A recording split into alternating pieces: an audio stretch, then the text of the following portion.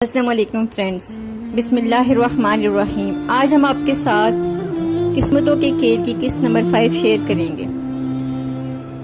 امی امی اسجد کچن میں داخل ہوتے ہی صبح سویرے نرگس کو آوازیں لگانے لگا۔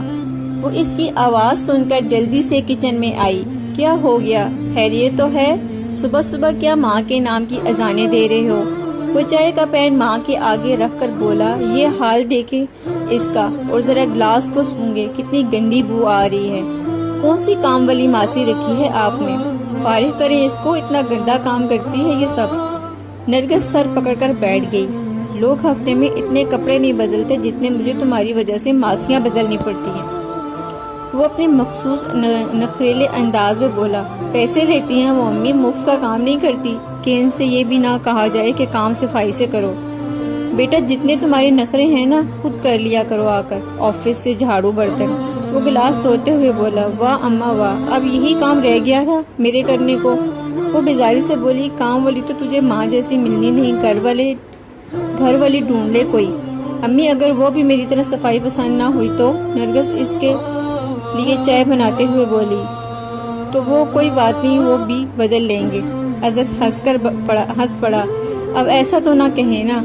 ایسا کیوں کہوں میں؟ تم تو ٹھہرے نفسیاتی مریض۔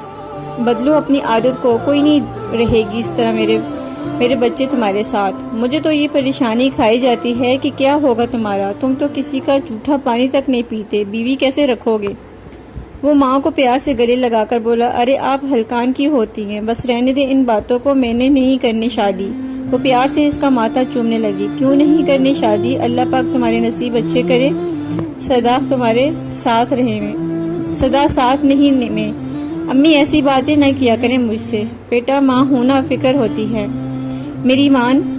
بدل خود کو، اپنی عادتوں کو، اور میرے بچے کوئی پارسا پاک دامن لڑکی نہیں ملے گی تجھے۔ حالات سے لوگوں سے سمجھوتا کرنا سیکھ، ورنہ کل کو بالکل تنہا رہ جائے گا۔